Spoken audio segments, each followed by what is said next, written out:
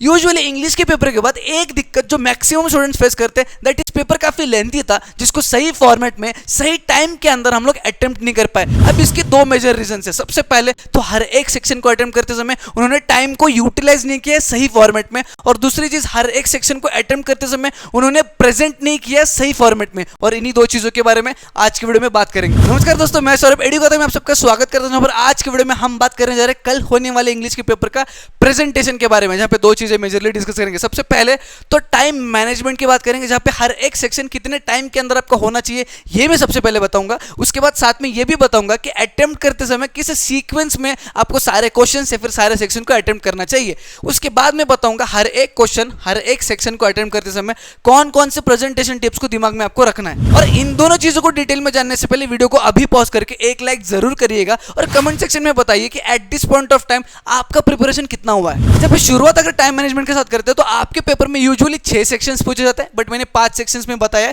क्योंकि writing skill और creative writing एक अलग अलग सेक्शन है जो कि मैंने एक साथ लिखा है। शुरुआत अगर लैंग्वेज स्टडी के साथ करें तो लैंग्वेज स्टडी 15 मिनट के अंदर हो जाना चाहिए। ग्रामर वोकैबुलरी है, ज्यादा टाइम लेना नहीं है। उसके बाद टेक्सचुअल पैसेज की बात करें तो 30 minutes is more than enough सारे कॉम्प्रिहेंशन वाले क्वेश्चंस के आंसर्स को फाइंड आउट करके लिखने के लिए। तीसरा इज पोएट्री जो कि 20 मिनट में होना चाहिए। 20 मिनट में उनका ही होगा जिन्होंने पोएट्री की प्रैक्टिस की है। प्रैक्टिस नहीं की है तो 20 से 25-30 मिनट भी उनका चले जाता है। उसके बाद बात करेंगे नॉन टेक्सचुअल पैसेजेस की, जो कि टेक्सचुअल पैसेजेस का जुड़वा भाई है। सेम फॉर्मेट में क्वेश्चन पूछे जाते हैं और फाइंड आउट करने का भी सेम फॉर्मेट है, तो 30 मिनट के अंदर अंदर ये भी हो जाना चाहिए। लास्ट में राइटिंग स्किल और क्रिएटिव राइटिंग है जो टोटल 75 मिनट्स में हो जाना चाहिए। कैसे 75 मिनट्स? 5 टॉपिक्स आपको अटेम्प्ट करने हैं, 15 मिनट हर एक टॉपिक को अगर देता हूं तो 15 5 75 इस फॉर्मेट में 75 मिनट्स में आपका हो जाना चाहिए। हालांकि जो इजी टॉपिक्स है, लेटर राइटिंग हो गया, इंफॉर्मेशन ट्रांसफर हो गया, ये 10 मिनट के अंदर अंदर कंप्लीट करने का देखना है और उसका बचा हुआ टाइम आगे वाले जो बड़े टॉपिक्स है उसमें आपको ढकेल देना है, उसके लिए रिजर्व करना है। ठीक है, अब सीक्वेंस की अगर बात करें, हालांकि ये सारी चीजें करने के बाद 10 मिनट आपके पास बचते हैं जो कि पेपर को चेक करने के लिए सिंसियरली आपको यूटिलाइज करना है।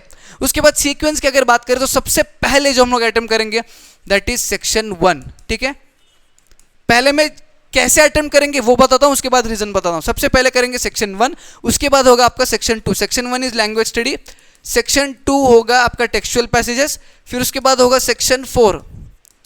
सेक्शन 4 होगा नॉन टेक्सचुअल, उसके बाद होगा आपका सेक्शन 3 जो कि है पोएट्री, उसके बाद होगा आपका सेक्शन 5 और सेक्शन 6। सेक्शन 5 और सेक्शन 6 रीजन बताता हूं, ध्यानपूर्वक सुनना, स्किप मत करना वीडियो को। सबसे पहले सेक्शन 1 की अगर बात करें, लैंग्वेज स्टडी में ग्रामर वोकैबुलरी के बेस पे काफी इजी क्वेश्चंस है, वो फटक से आप कंप्लीट कर लोगे 15 मिनट में और उसको आप खत्म करके छोड़ दोगे। ठीक है, उसको बाद में नहीं रखेंगे, सबसे इजीस्ट चीज है आपके पेपर में, इसलिए पहला करके खत्म कर दिया। ठीक है, सेक्शन 2 और सेक्शन 4 साथ में क्यों रखा है मैंने आपको अभी बताया था। Textual passages non textual passages जुड़वा भाई की तरह है, उनके क्वेश्चंस आइडेंटिकल है, उनको फाइंड आउट करने का तरीका भी सेम है और इजी है, इसलिए उनको साथ में रखा है। और 1 घंटे के अंदर अंदर सेक्शन 2 और सेक्शन 4 हम लोग कंप्लीट करेंगे, क्योंकि इसका 30 मिनट्स इसका 30 मिनट्स 1 घंटा होता है। एक चीज ध्यान में रखिएगा, ये दोनों सेक्शन को साथ में अटेम्प्ट करते समय अगर आप टाइम को यहां पर सेव कर सकते हो तो बहुत बढ़िया होगा, क्योंकि वो आपको पोएट्री में डालना है। पोएट्री बाद में इसीलिए रखा है क्योंकि ये दो इजी चीज एक बार कंप्लीट कर लेते हो तो 1, 2 और 4 इसमें अच्छा खासा मार्क्स आप स्कोर कर पाओगे। Is that clear for you? Section 3 difficult क्यों है मैं वो बताता हूं। 20 मिनट के अंदर अंदर बच्चों का सेक्शन 3 कंप्लीट नहीं हो पाता है। व्हाई? बिकॉज इसमें 2 क्वेश्चंस पूछे जाते हैं, जिसमें एक क्वेश्चन तो सेपरेटली एप्रिसिएशन है और वो एप्रिसिएशन ऑफ द पोएम लिखने के लिए ही बच्चों का 20 मिनट चले जाता है। तो जो पहला सब क्वेश्चन है कॉम्प्रिहेंशन, जो पोएम का फ्रेज के बेस पे क्वेश्चन पूछे जाते हैं, उसके लिए टाइम कहां से लाओगे? इसलिए मैंने यहाँ पे 3rd पे रखा है, ताकि ये 2 सेक्शन पहले अटेम्प्ट करोगे, उसमें कुछ टाइम सेव करोगे तो वो टाइम आप सेक्शन 3 में डालोगे। Is that clear for you? उसके बाद सेक्शन 5 और सेक्शन 6 आपको अटेम्प्ट करना है। सेक्शन 5 यानी कि मतलब इसमें भी आपको एक सीरीज फॉलो करना है। सबसे पहले लेटर राइटिंग, उसके बाद इंफॉर्मेशन ट्रांसफर, उसके बाद व्यू काउंटर व्यू, उसके बाद व्यू काउंटर व्यू या फिर स्पीच, उसके बाद आपका एक्सपेंशन ऑफ थीम और उसका जो ऑप्शन है वो, और लास्ट में डेवलपिंग स्टोरी और नरेटिंग एंड एक्सपीरियंस। इसी फॉर्मेट आपको सारा पेपर अटेम्प्ट करना होगा। उसके बाद प्रेजेंटेशन टिप्स की अगर बात करें तो सबसे पहले हम लोग बात करेंगे टेक्सचुअल, नॉन टेक्सचुअल और पोएट्री वाले सेक्शन की। ठीक है, काफी सिमिलर है तीनों सेक्शन को अटेम्प्ट करने के लिए।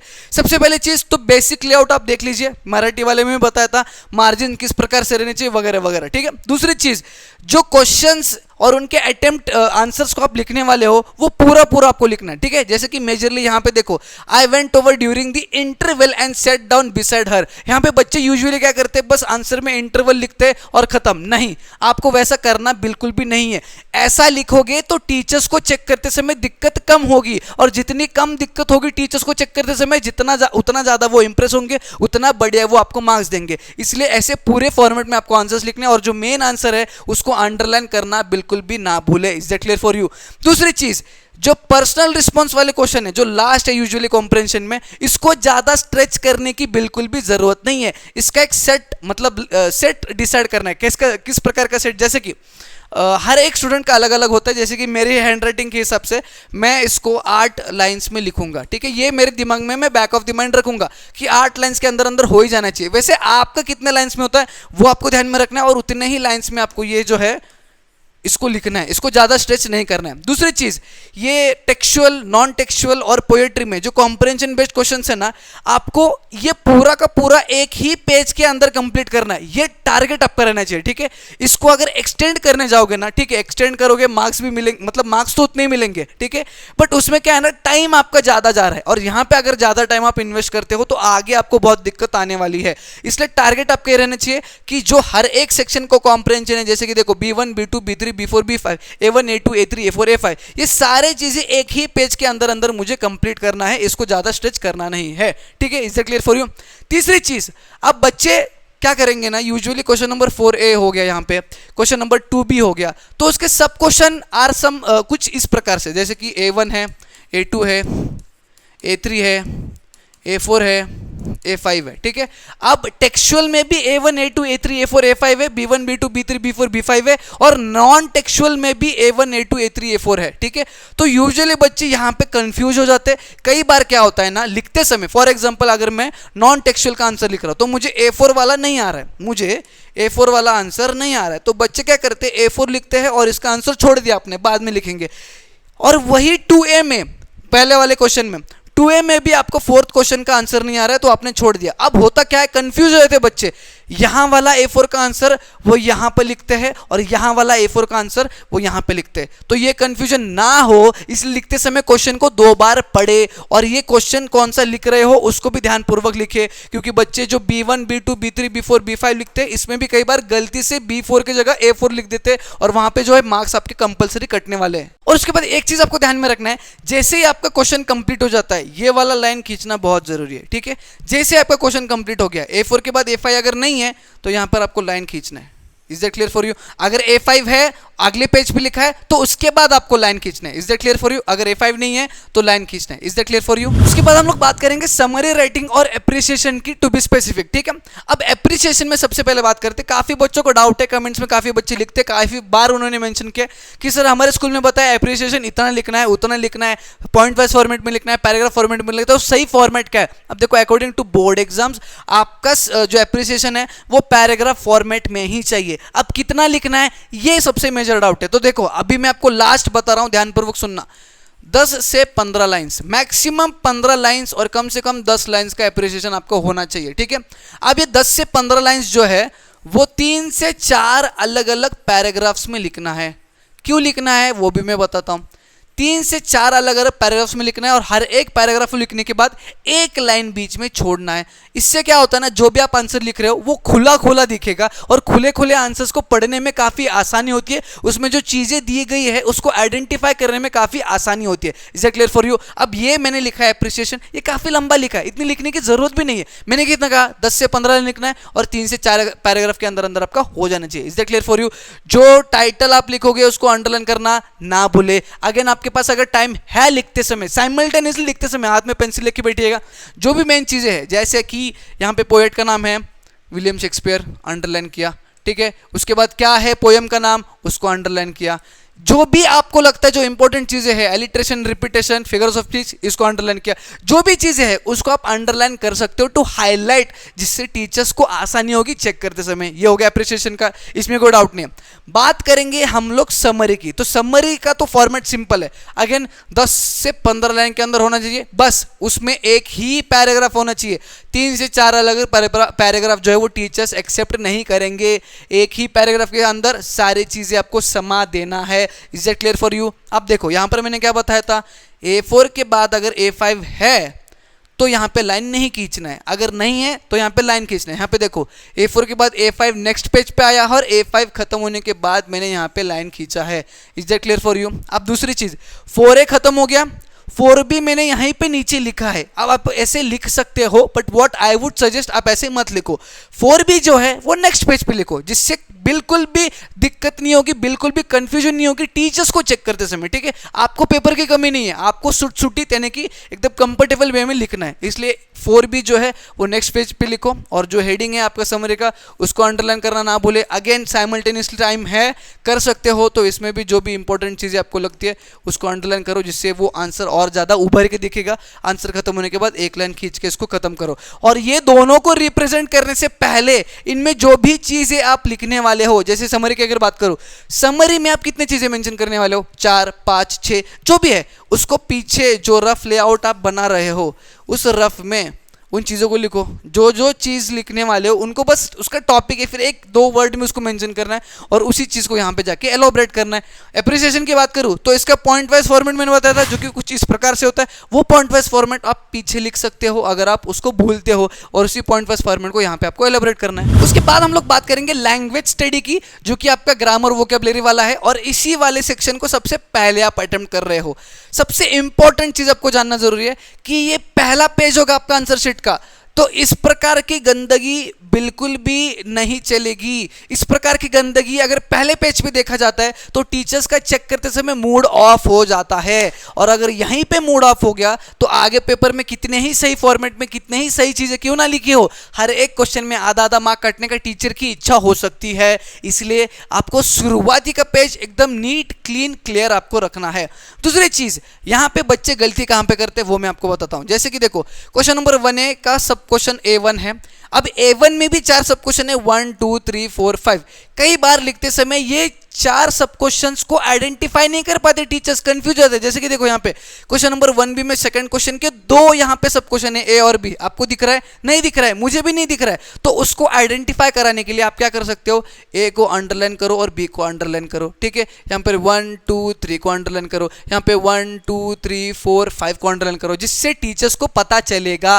अगेन यहाँ पर भी आंसर्स लिखते समय पूरे सेंटेंस में आंसर्स लिखना है। ठीक है, यहाँ पे गेराउंड के आगे क्या है, गेराउंड का आंसर आपने लिखा है, उसको अंडरलाइन करना काफी जरूरी है। ठीक है, सेटिस्फैक्शन के बाद उसके जो भी है वर्ड्स आपने लिखे उसको अंडरलाइन करो। कुछ इस प्रकार से रिप्रेजेंटेशन पहला होगा ना तो वो काफी बढ़िया होगा, और ये 10 मार्क्स के लिए है, ये पढ़ने से ही 10 मार्क्स आपके मिल जाने चाहिए, इतना आपको ध्यान में रखना है। अगेन आपके बेसिक मार्जिन वगैरह उसको ध्यान में रखो। पेपर मतलब ये पेज में आंसर खत्म होने के बाद एक लाइन जरूर ड्रॉ आपको करना है। उसके बाद हम लोग बात करेंगे लेटर राइटिंग और इन्फॉर्मेशन ट्रांसफर की, जहां पर सबसे पहले आपको ये जानना जरूरी है कि मैंने आपको कंपलसरी सजेस्ट किया कि लेटर राइटिंग में फॉर्मल लेटर ही लिखना है और इन्फॉर्मेशन ट्रांसफर में भी वर्बल टू नॉन वर्बल ही लिखना है। ये सजेस्ट मैंने इसीलिए किया है कि इसमें स्कोर करना इजी है और इसको लिखने के लिए कंपैरेटिवली कम टाइम और कम मेहनत की जरूरत होती है। ये तो फॉर्मेट के हिसाब से लिखोगे तो इसमें तो फॉर्मेट के हिसाब से मार्क्स भी आपको मिलेंगे, और ये जो है यहाँ पे non verbal, verbal to non verbal में नॉन वर्बल फॉर्मेट में आपको बस ड्रॉ करके रिप्रेजेंट करना है, तो ये आसान है वर्बली रिप्रेजेंट करने से अच्छा, इसलिए ये आपका जरूरी है। सबसे पहले अगर लेटर राइटिंग की बात करूं तो यहाँ पे सबसे पहली चीज आपका 1 पेज या फिर 1.5 यानी कि 1.5 पेज में ही पत्र खत्म हो जाना चाहिए। ये पत्र मैंने लिखा है आंसर शीट में, जहां पे यहां से यहां तक ये 1 पेज हो गया। ठीक है, और ये जो है ये नेक्स्ट पेज का हाफ पेज है, यानी कि ये 1.5 पेज में लिखा है।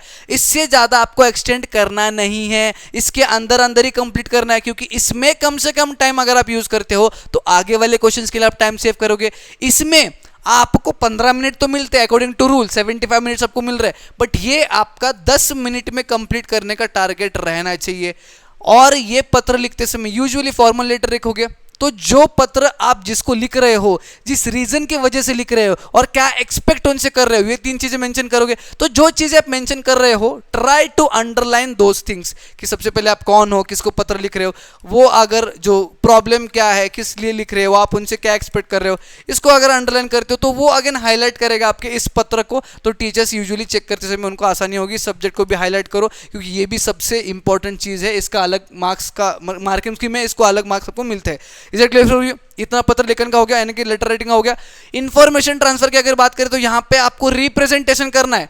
डेटा जो आपका पैराग्राफ फॉर्मेट में दिया है क्वेश्चन में, उसके लिए 5 मिनट अलग से लेना, बट इस 5 मिनट में इस पैराग्राफ को 2 बार ढंग से पढ़ना, 2 टाइम्स ढंग से पढ़ना, और इसमें जो भी इंपॉर्टेंट की पॉइंट्स है उसी के फॉर्मेट के, मतलब उसी की मदद से आपको ये सारे रिप्रेजेंटेशन करना है। जैसे कि ये देख रहे हो, तो ये जो चीजें मैंने यहाँ पे रिप्रेजेंट की है, ये इस पैसेज के इंपॉर्टेंट पॉइंट्स थे, की पॉइंट्स थे, जो पढ़ने के बाद, एनालाइज करने के बाद पता चलता है। तो जैसे कि मैंने आपको इसके प्रिपरेशन के टाइम बताया था कि पेपर में ही आप अंडरलाइन कर लो, बट बच्चों का ये कहना है कि क्वेश्चन पेपर में अंडरलाइन करने नहीं देते। तो what you can do is, आपके रफ पेज में जो भी इंपॉर्टेंट की पॉइंट्स यहाँ पे आपको दिख रहे हैं, उसका शॉर्ट फॉर्म पीछे आप लिख लो रफ में, ठीक है, रफ में उसका शॉर्ट फॉर्म आप लिख लो, जिससे क्या होगा, इसी की मदद से आप इस प्रकार का जो भी रिप्रेजेंटेशन है वो आप कर लोगे। दूसरी चीज, रिप्रेजेंटेशन करते समय बच्चों की गलती क्या होती है, जैसे कि ये रिप्रेजेंट कर रहे हैं, तो यहाँ पे बॉक्स बना लिया सबसे पहले, ठीक है। अब बॉक्स बनाने के बाद इसमें डेटा लिखना है। अब डेटा लिखते समय कई बार ये बॉक्स छोटा पड़ जाता है, बट बच्चे उसको इरेज करके बड़ा नहीं करते, क्या करते हैं, इसी में गिचमिड डाल देते हैं। अब ये गिचमिड की वजह से टीचर्स अच्छे से पढ़ नहीं पाते, और नहीं पढ़ा है तो इसमें आधा मार्क आपका चला गया। इसलिए ड्रॉ करो, उसमें लिखने की कोशिश करो, अगर छोटा हो रहा है तो इरेज करके इसको बड़ा करो, बट सुटित फॉर्मेट में एकदम क्लीन एंड क्लियर रहना चाहिए, जो एक साथ पढ़ते ही आपको समझ में आ जाए। उसके बाद लास्ट में हम लोग बात करेंगे बची हुई राइटिंग स्किल्स के बारे में, जिसमें view, counter view, expand the theme, narrating the story, developing a story, ये सारी चीजें आती है, नरेटिंग एन एक्सपीरियंस और डेवलपिंग द स्टोरी। अब इसमें सबसे पहले पॉइंट मैं आपको यही कहना चाहता हूं कि जो भी चीज आप लिख रहे हो, उसका डेडलाइन एक ही है, 1 पेज, एक आंसर शीट फुल जो है यहां से लेके यहां तक, इतना ही आपको लिखना है।